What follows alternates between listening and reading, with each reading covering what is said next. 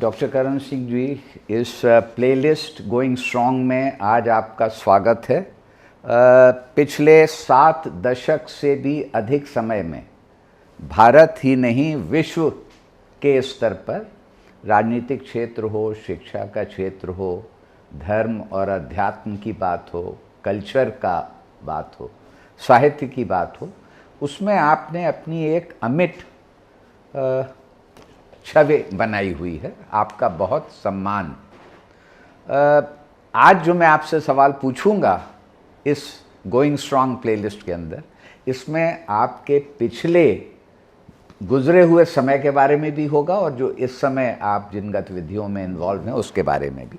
सबसे पहली चीज़ जो आपकी अंतिम स्पीच अभी तक थी राज्यसभा में, जब आप बोले तो कई लोगों ने इसका जिक्र किया कि वहाँ पर एक तरफ आपने संस्कृत के श्लोक, संस्कृत के उद्धरण दिए और उस दूसरी तरफ शकील बदायूनी और इकबाल साहब के कलाम को भी पेश किया। तो ये एक आश्चर्य की बात है कि विभिन्न भाषाओं पर किस तरह से आपकी ये मास्टरी आपने हासिल की। ऐसा है जनक साहब, मास्टरी तो मुझे है नहीं किसी पे, लेकिन भगवान की कृपा से मुझे भाषाओं के साथ बहुत प्रेम है। तो चाहे वो मेरी मातृभाषा डोगरी है, मेरी राज्य की भाषा उर्दू है जम्मू कश्मीर की, मेरी राष्ट्रभाषा जो है मातृभाषा डोगरी, राष्ट्रभाषा हिंदी और विश्व भाषा अंग्रेज़ी और संस्कृति की भाषा संस्कृत। तो हर एक भाषा के साथ मुझे बहुत प्रेम है और कुछ ऐसी कृपा है भगवान की कि हर एक भाषा में मैं कुछ बोल सकता हूँ। इसलिए लोगों को ये लगता है कि मैं बहुत विशेषज्ञ हूँ भाषाओं का। इतना नहीं हूँ जितना लगता है, लेकिन हाँ ज़रूर मैं पुजारी हूँ माँ सरस्वती का, उनकी कृपा है हम पे। और इस अध्ययन को आपने इन भाषाओं का कायम भी रखा है जी। अध्ययन भी चलता है और जब तक एक बात है जन साहब, कविता का जहाँ तक प्रश्न है, जब तक उसको बोला नहीं जाए बार बार और सुना नहीं जाए तब तक बात बनती नहीं है। केवल पढ़ने से कविता नहीं आती है, पढ़ने के लिए तो प्रोज लेखक है, लेकिन कविता जो है वो सुनने के लिए होती है। तो जब तक आप कविता सुने नहीं किसी और का या अपना भी, तब तक उसका पूरा आनंद नहीं आता। तो मैं हमेशा बोलता रहता हूँ, जो मुझे कविता आती है कोई और नहीं होता तो स्वयं ही बोलता रहता हूँ। दूसरा एक बहुत इम्पॉर्टेंट मसला ये है कि एक लंबे राजनीतिक जीवन में और सांसद होते हुए वहाँ पर आपका लक्ष्य, आपका इन्वॉल्वमेंट पॉलिटिक्स की ओर था। तो मैं ये जानना चाहूँगा कि अब जब आप संसद में नहीं हैं और वो बतौर सांसद जो कुछ जिम्मेदारियाँ आपकी थीं, आपसे अपेक्षा थी, उनसे जब कुछ छुटकारा मिल गया है, तो अब किन मसलों को आप प्राथमिकता दे रहे हैं? मैं बताऊँ आपको जन साहब, मैं 40 वर्ष सांसद रहा जी। 4 बार लोकसभा में, 4 बार राज्यसभा में, और उन दिनों में भी, उन 40 वर्षों में भी मेरा जो संगीत के साथ, संस्कृति के साथ, भाषा के साथ संबंध था वो मैंने टूटने नहीं दिया। अपना रियाज भी करता रहा हफ्ते के एक बार, और वो मैंने संस्कृत। तो अब जब वो समाप्त हो गया वो समय, तो संभवतः मैं अब अधिकतर समय अपना संस्कृति की ओर दे रहा हूँ और अध्यात्म की ओर दे रहा हूँ। और हमने कुछ पुस्तकें भी लिखी हैं और मेरे भाषण भी बहुत सारे हो रहे हैं। तो मुझे जो आरंभ से ही जो मुझे रुचि थी, उन्हीं रुचियों को मैं आगे चला रहा हूँ।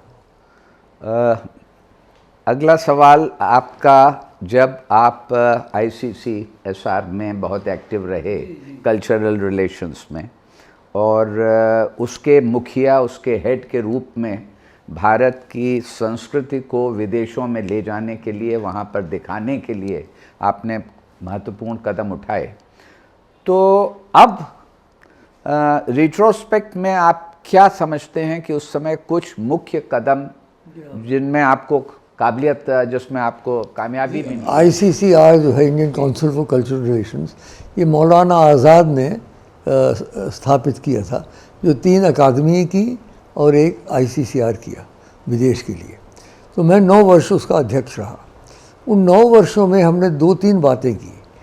एक तो हमने 40 तक विश्व में अलग अलग इंडियन कल्चरल सेंटर बनाए। जब मैंने चार्ज लिया था तो 20-22 थे, हमने 10, 12, 18 और बढ़ा दिए जहाँ के कल्चरल सेंटर्स नहीं थे। तो कल्चरल सेंटर में होता क्या है कि एक हमारा केंद्र हो जाता है, वहाँ लोगों की डिमांड होती है। एक तो भरतनाट्यम की डिमांड बहुत बड़ी है, दूसरा योग की डिमांड बहुत बड़ी है, और हिंदी की डिमांड है। तो इन्हीं तीनों क्षेत्रों में फिर हम लोगों को भेजते हैं।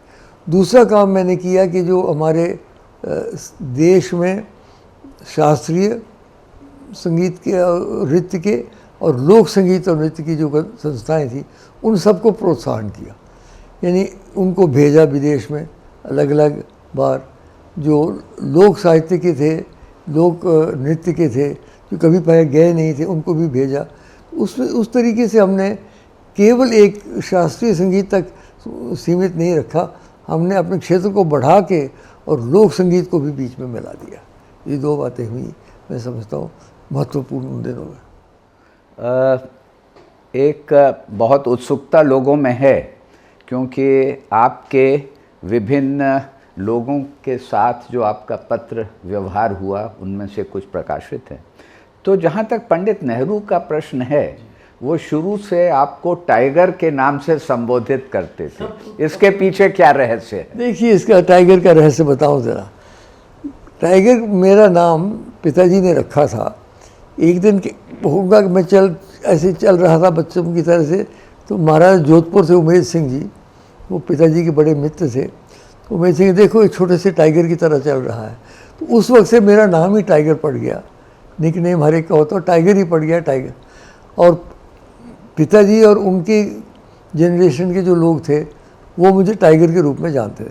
लॉर्ड माउंटबैटन भी टाइगर कहते थे, और पंडित जी तो टाइगर ही टाइगर कहते थे, क्योंकि बहुत चाहते थे मुझे। और वो मेरे मेंटोर थे, यानी उनकी किताबें पढ़ के हम बड़े हुए, और उनका बहुत हमारे साथ स्नेह रहा। और जो पत्र व्यवहार उनके साथ और इंदिरा जी के साथ हुआ, वो सब छपा हुआ है।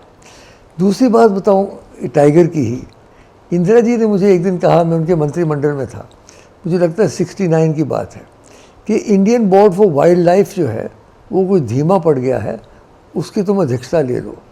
मैंने कहा जरूर ले लूँगा। अध्यक्षता ली तो पहली मीटिंग में तो इंट्रोडक्शन वगैरह हो गए सब। दूसरी जब बैठक हुई तो मैंने देखा, मुझे आश्चर्य हुआ कि हमारा उस समय राष्ट्रीय पशु लायन था, अशोका लायन की वजह से।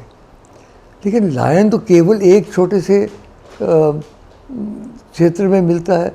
टाइगर जो है वो उत्तर से लेके के आ सेतु हिमालय पर्यंतम, केरल से लेके हिमाचल तक, और गुजरात से लेके वो अरुणाचल तक।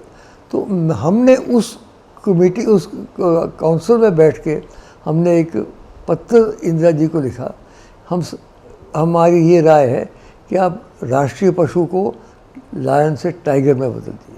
वो फिर ले गए कैबिनेट में, और इसके कारण टाइगर बना नेशनल एनिमल। तो मेरे कारण टाइगर बना, नहीं तो टाइगर नहीं था बनना।